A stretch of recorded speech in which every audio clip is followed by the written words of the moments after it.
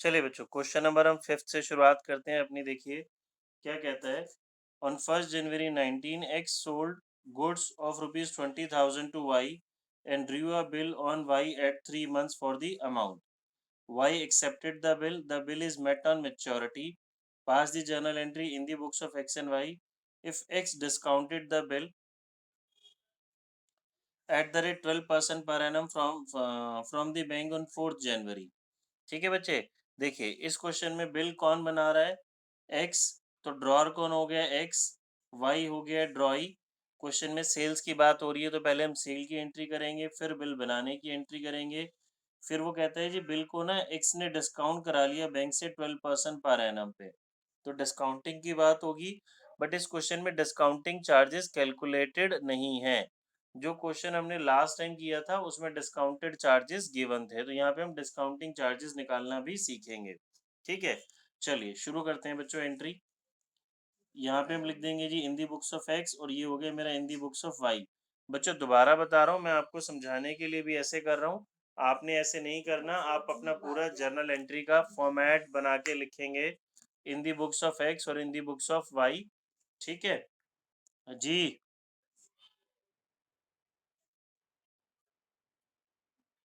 जब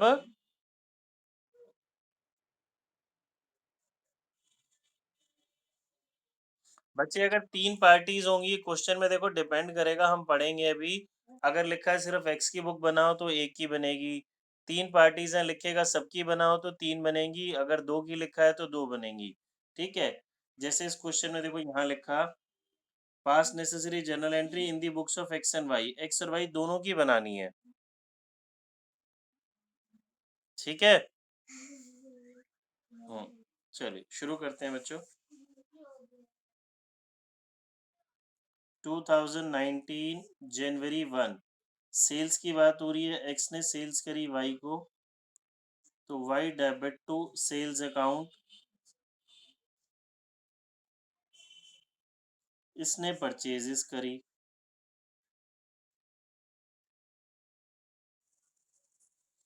purchases account debit to X. ठीक है। फिर हमारे पास आ जाता है, एक सेकेंड बच्चों, ये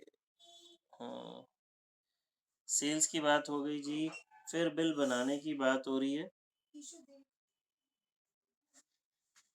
bills receivable account debit to x.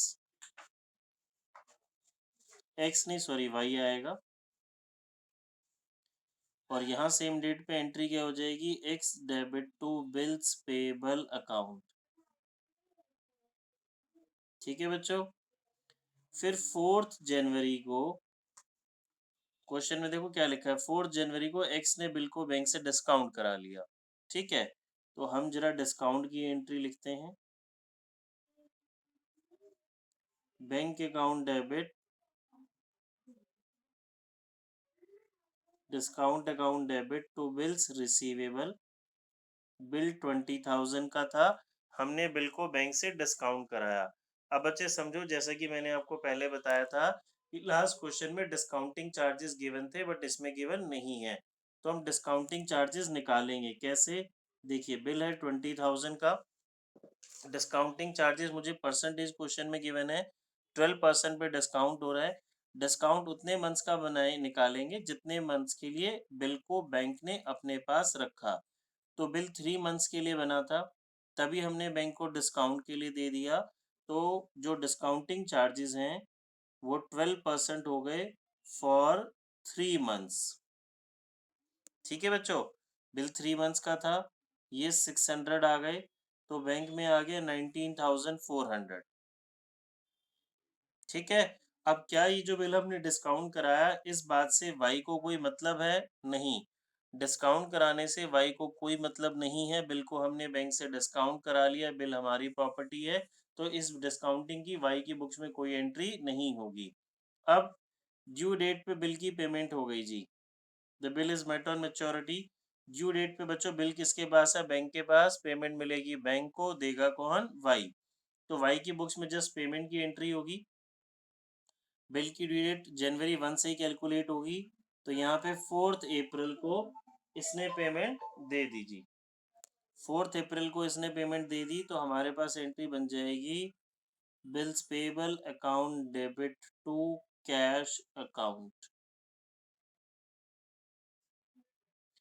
देखो बच्चों, किसी को कोई डाउट है?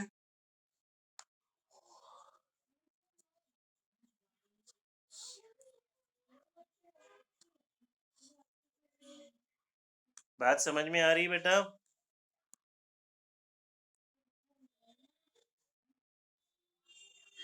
चलिए आगे आ रहे हैं। क्वेश्चन नंबर 6 और 7 बिल्कुल सेम ऐसे हैं, सिंपल है, आप घर से कर लेंगे। क्वेश्चन नंबर 8 पे आते हैं। देखिए क्या कह रहा है। A drew a bill of ₹1,000 on B for 3 months, which was duly accepted by the later. बेटा ड्रॉर कौन है इस क्वेश्चन में? जल्दी से बताएंगे, ड्रॉर कौन है 8th में?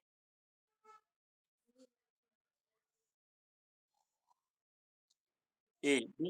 ए बच्चे, ए ड्रू अ बिल, देखो साफ साफ लिखा है ए बिल बना रहा है, जो बाद वाले ने लेटर ने एक्सेप्ट करा, तो ए ड्रॉर है। A endorsed the bill to C in full settlement of his own acceptance to C for a like amount. अब देखो बाई चांस किसी को कंफ्यूजन हो गया कि ड्रॉर कौन है, तो ड्रॉर हमें कैसे पता चलेगा बच्चे? आगे से भी पता चल सकता है, जो बिल को एंडोर्स कर रहा है। बिल एंडोर्स कौन कर रहा है? ए बिल को एंडोर्स कर रहा है, तो एंडोर्स वही कर सकता है जिसके पास बिल होता है। ए ने बिल एंडोर्स किया सी को for like amount, like amount मतलब सेम अमाउंट। ए को सी को सेम अमाउंट देना था 1,000, तो उसने उसको बिल दे दिया। सी ने ये बिल एंडोर्स कर दिया बी को, give journal entry in the books of A B and C. ठीक है, चलिए ट्राई करेंगे बच्चों, इसको 3 फॉर्मेट बनेंगे बच्चों इसमें, in the books of A, in the books of B and C. तीनों की बुक्स बना लेते हैं।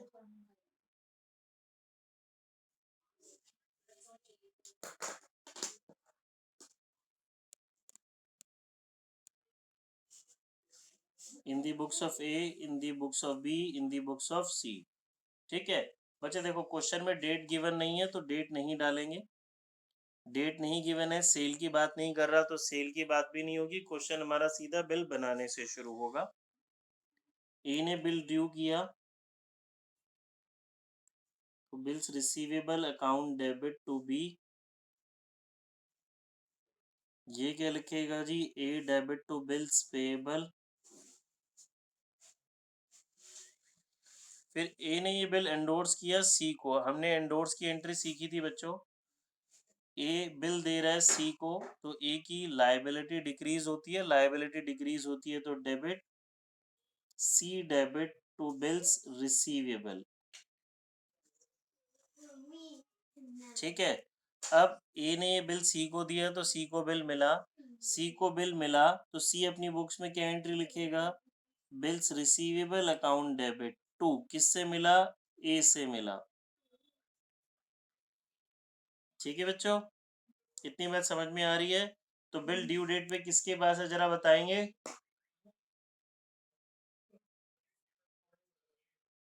जल्दी से बताओ, बिल किसकी प्रॉपर्टी है? सी की। ठीक है, अब देखो सी की प्रॉपर्टी है, क्वेश्चन में क्या लिखा है? सी ने ये बिल एंडोर्स कर दिया जी बी को, ये बिल सी ने किसको दे दिया? बी को। तो जैसे कि ए ने एंडोर्स करने की एंट्री करी थी, उसी तरीके से सी करेगा। सी अपनी बुक में एंडोर्स की एंट्री क्या करेगा? सी ने बी को दिया, B debit to bills receivable account. C की बिल्स रिसीवेबल वाली एसेट्स चली गई, बी को बिल मिल गया, तो बी लिखेगा बिल्स रिसीवेबल डेबिट टू, किससे मिला? सी से मिला। अब कॉन्सेप्ट समझ लीजिए, देखो वही सेम सेम एंट्रीज होती हैं। बी क्या लिखेगा? B R debit to C, bill मिला, किससे मिला जी? सी से मिला। अब ये जो बिल है देखिए, बी के लिए बिल्स पेबल था और घूम फिर के बी के पास ही आ गया बिल्स रिसीवेबल की फॉर्म में, तो अब इसकी कोई पेमेंट रिसीव की या पेमेंट देने की कोई एंट्री नहीं होने वाली। ठीक है बच्चों, 9th क्वेश्चन सिंपल है, आप कर लेंगे। 10th क्वेश्चन पे आएंगे, हालांकि 10th भी सिंपल है बट 10th अभी हम यहीं करेंगे। क्वेश्चन रीड करें, पहले 2 मिनट दे रहा हूँ, 10th क्वेश्चन आप खुद ट्राई करेंगे। देखिए बच्चों, एग्जाम में हमें कुछ इस तरीके से करना है। अभी तक तो हम आगे सामने सामने कर रहे थे ना। जैसे अगर दोनों पार्टीज की बुक्स बनानी है 3 की, तो इस ए की बनेगी, फिर ऐसी सेपरेटली बी की, फिर ऐसी सेपरेटली सी की, और नरेशन भी लिखनी है। देखिए 10th क्वेश्चन आ रहे हैं, समझा रहा हूँ। कहते हैं A sold goods to B for 20,000 plus CGST and SGST 9% each on credit for 3 months. A ने गुड्स सेल किए बी को। B paid A 3,600 by cheque and accepted a draft for the balance amount. B ने 3,600 check से दे दिए और balance का draft यानी कि बिल्स पेएबल एक्सेप्ट कर लिया। The draft was endorsed in favour of C who got the payment on maturity. Give journal entry in the books of A. सिर्फ और सिर्फ किसकी बुक्स बनानी है बेटा? ए की। देखो क्वेश्चन में डेट भी नहीं है तो हम डेट नहीं डालेंगे हमने ऊपर, बट ये जरूर लिखना है इन दी बुक्स ऑफ ए। सबसे पहले सेल से शुरू करते हैं। ए ने बी को सेल्स किया। B debit to sales account. Sales के साथ बच्चों ये जो जीएसटी होता है, इनपुट आता है आउटपुट आता है? जल्दी बताओ। हाँ जी, to output CGST, to output SGST। Sales हमने कितने की करी है बच्चों जी? 20,000 की। GST 9% ईच है, तो 23,600 हमने बी से लेना है। बी ने 3,600 मुझे चेक से दे दिया, तो मेरा बैंक बैलेंस इंक्रीज हो गया। Bank account debit to B. अच्छा, रिमेनिंग का हमने बिल बना लिया बच्चों, इसकी हम कंबाइंड एंट्री ही कर देते हैं। टू बी, देखो bank debit bills receivable debit to B. उसने 3,600 हमें चेक दे दिए, टोटल हमें ये लेना था, तो बिल बन गया जी 20,000 का। ठीक है। अब बिल हमने एंडोर्स कर दिया सी को। बिल हमने एंडोर्स करा सी को, तो एंडोर्स की entry C debit to bills receivable. बेटा ये जो एंडोर्समेंट की एंट्री है, थर्ड एंट्री, इसमें अमाउंट कितना आएगा बताएंगे? अमाउंट कितना आएगा? जल्दी से बताओ।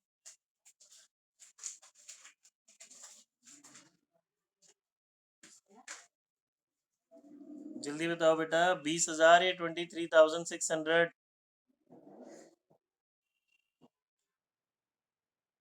नहीं, 20,000। बेटा बिल एंडोर्स करा, इसीलिए मैं पूछ रहा था अमाउंट। देखो बिल तो था 20,000 का, बिल तो 20 का ही बना था ना, बाकी तो मुझे मिल ही गया था, तो इस एंट्री में अमाउंट 20,000 ही आएगा। ठीक है।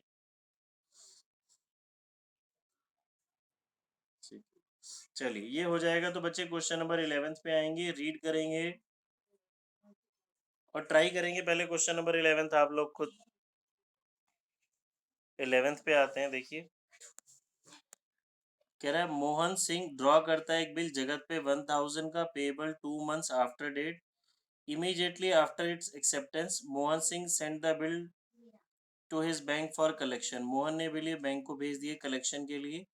ड्यू डेट पे bank gets the payment. Make general entry in the books of all the parties. तो हमारे पास मोहन और जगत है जी। ड्रॉर कौन है इस क्वेश्चन में बच्चों? मोहन। बिल कौन बना रहा है? मोहन। ड्रॉई कौन हो गया? जगत। सेल्स की बात हो नहीं रही, बिल बनाने की बात हो रही है, तो bills receivable account debit to Jagat, bill बन गया। इसके लिए क्या हो जाएगा बेटा मेरे पास? Mohan debit to bills payable. फिर इसने ये बिल बैंक के पास कलेक्शन के लिए भेजा, तो bill send for collection account debit to bills receivable. Jagat को इस बात से कोई मतलब नहीं है, इसका मैंने आपको मीनिंग समझाया था। इसका मतलब होता है पेमेंट हमें ही मिलेगी, ड्यू डेट पे मिलेगी, बट बैंक के थ्रू मिलेगी। ये बिल हमने बैंक के पास सेफ कस्टडी में रखवा दिया। अब ड्यू डेट पे जी पेमेंट मिल गई हमें, तो bank account debit to bill send for collection account. आप फुल फॉर्म यूज करेंगे बच्चों, और ये नॉर्मल पेमेंट देगा अपनी जैसे देते हैं, तो bills payable account debit to cash account. ठीक है, जल्दी से इसको कॉपी करेंगे फिर आगे आएंगे हम बच्चे। देखिए क्वेश्चन नंबर 12 पे आते हैं बेटा। इस क्वेश्चन नंबर 12 को इम्पोर्टेंट मार्क करेंगे। ये अभी तक हमने जितना पढ़ा है ना उस सबका पूरा रिवीजन हो जाएगी इस अकेले क्वेश्चन में। कह रहा है एक्स एक बिल बनाता है वाई पे 4000 का which was duly accepted by Y. तो ड्रॉर हो गया एक्स, ड्रॉर हो गया Y. Y meets the bill on due date, Y due date पे बिल की पेमेंट कर देता है। Show what entries would be passed in the books of F X under each of the following circumstances. देखो बेटा जितना अभी तक हमने किया वो सारे चारों केसेस हैं। ये क्वेश्चन एग्जाम में आया हुआ है, ठीक है।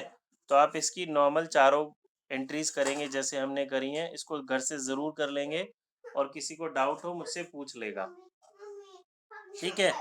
अब शुरू हो जाता है बच्चों डिसऑनर। तो पहले हम डिसऑनर के केसेस समझते हैं। देखिए बच्चों अब हम पढ़ रहे हैं डिसऑनर। यहाँ से हमारा थोड़ा सा क्वेश्चंस का लेवल बढ़ जाएगा, मेन काम शुरू हो जाएगा। अभी हमने 4 केसेस पढ़े, चारों के अंदर हमने पढ़ा honour of a bill. Honour का मतलब होता है ड्यू डेट पे पेमेंट मिल गई। अब हम पढ़ रहे हैं डिसऑनर। डिसऑनर का मतलब होता है बच्चे ड्यू डेट पे पेमेंट नहीं मिल रही। अगर सामने वाली पार्टी ड्यू डेट पे पेमेंट नहीं देती तो bill is said to be dishonoured, ठीक है।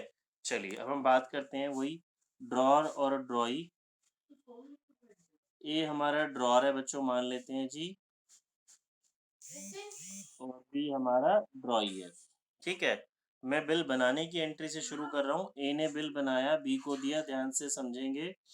तो entry bills receivable account debit to B, और ये क्या लिखेगा जी, E debit to bills payable account.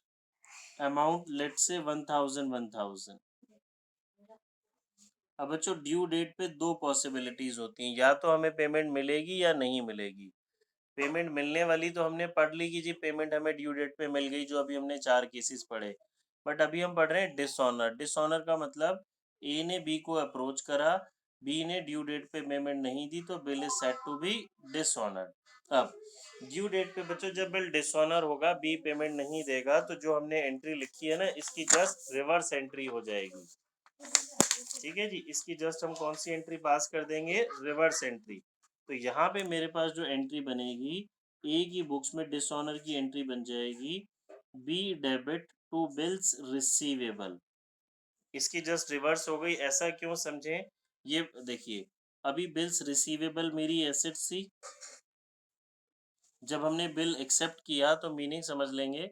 Bills receivable वाली एसेट्स इंक्रीज और डेटर वाली एसेट्स डिक्रीज। बी मेरा डेटर था, अब बिल की पेमेंट नहीं हुई, बिल कैंसिल हो गया, तो अगेन मेरा डेटर वाली एसेट्स इंक्रीज हो गई और बी आर वाली एसेट्स डिक्रीज हो गई, ठीक है जी। B debit to B are.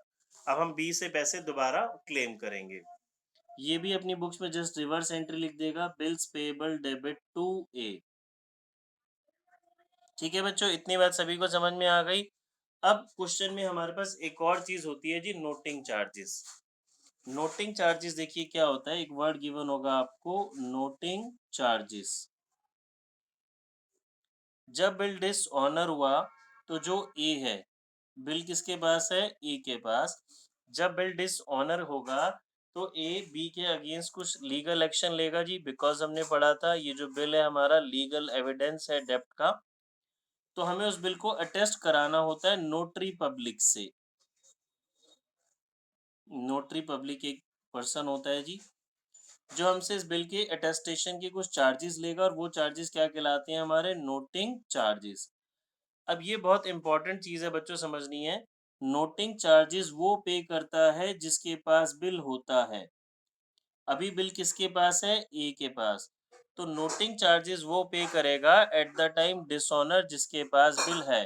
But ultimately ultimately ये एक्सपेंस किसका होता है, ड्रॉई का। नोटिंग चार्जेस मैंने, हाँ नोटिंग चार्जेस मैंने पे करे, किसने पे करे, ए ने पे करे। बट ए को क्यों पे करने पड़े, क्योंकि बी ने टाइम पे पेमेंट नहीं दी। तो अल्टीमेटली ये चार्जेस किसको बियर करने हैं भाई, बी को बियर करने हैं, ड्रॉई को। तो बात बहुत ध्यान से समझेंगे।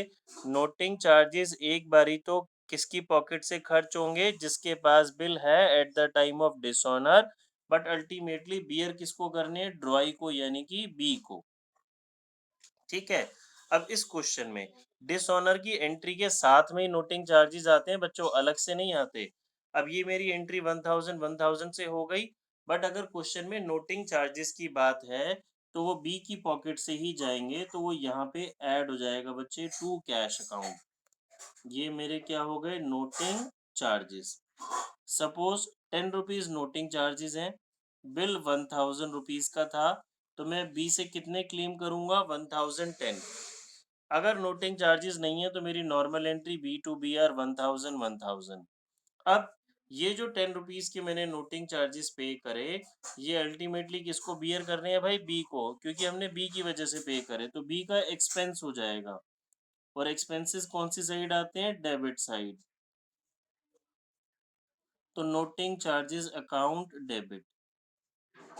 देखिए, तो मेरी एंट्री बन जाएगी bills payable debit, noting charges debit to A. ठीक है, इतनी बात बच्चों समझ में आई?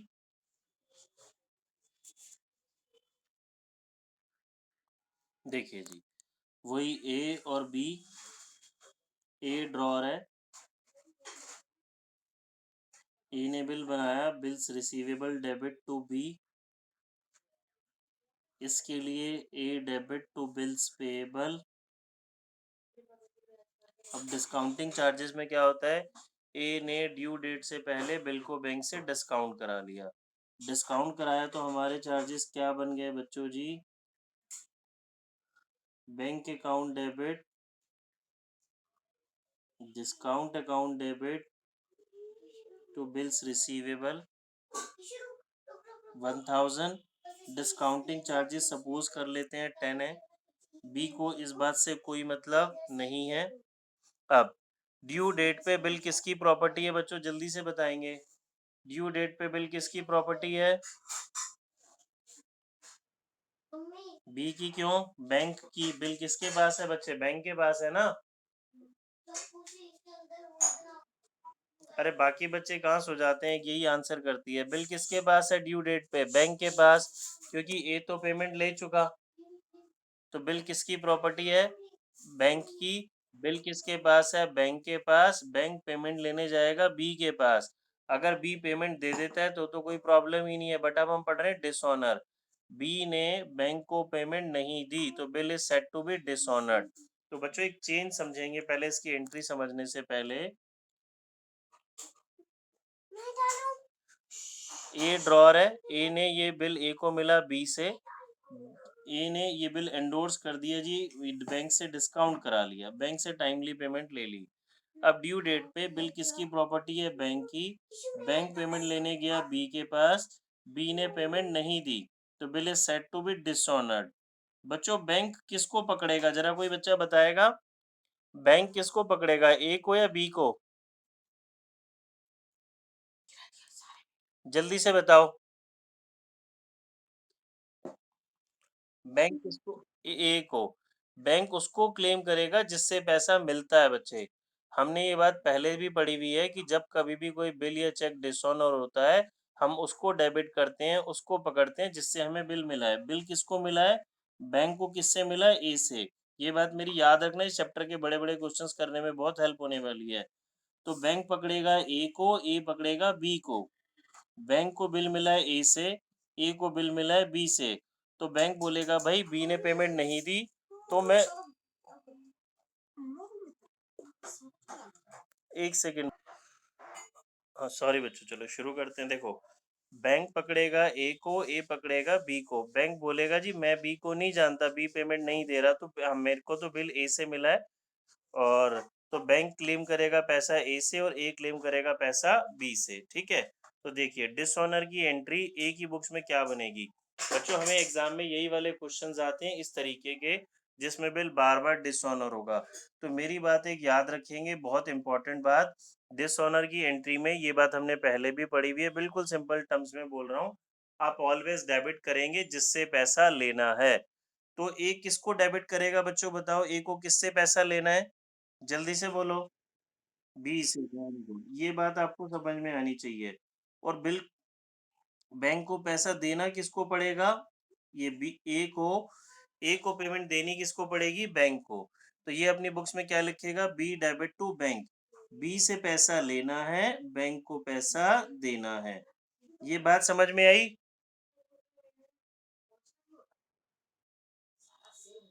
ठीक है। अब इधर देखेंगे, यहाँ पे बी की बुक्स में तो वही नॉर्मल एंट्री जी, bills payable debit to A. B की बुक्स में डिसऑनर की ऑलवेज वही जस्ट रिवर्स एंट्री होगी। अब ये हमने अभी नोटिंग चार्जेस की बात नहीं करी। अब अगर क्वेश्चन में नोटिंग चार्जेस हैं तो जरा मुझे बताएगा नोटिंग चार्जेस कौन पे करेगा? जल्दी से बताओ बच्चों, कोई भी। बी नहीं, हाँ, बी तो अल्टीमेटली पे करेगा, बट एक बारी किसकी पॉकेट से जाते हैं? जिसके पास बिल होता है।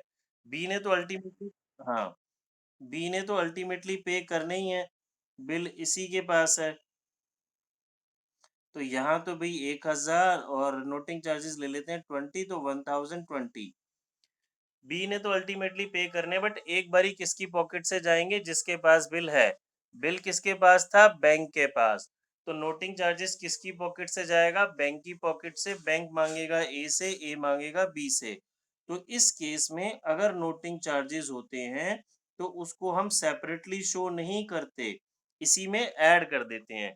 क्योंकि पैसा अभी ए की पॉकेट से नहीं गया, पैसा गया बैंक की पॉकेट से। बैंक मांग रहा है ए से, ए मांग रहा है बी से। ठीक है, देखो इतनी बात बच्चों समझ में आती है?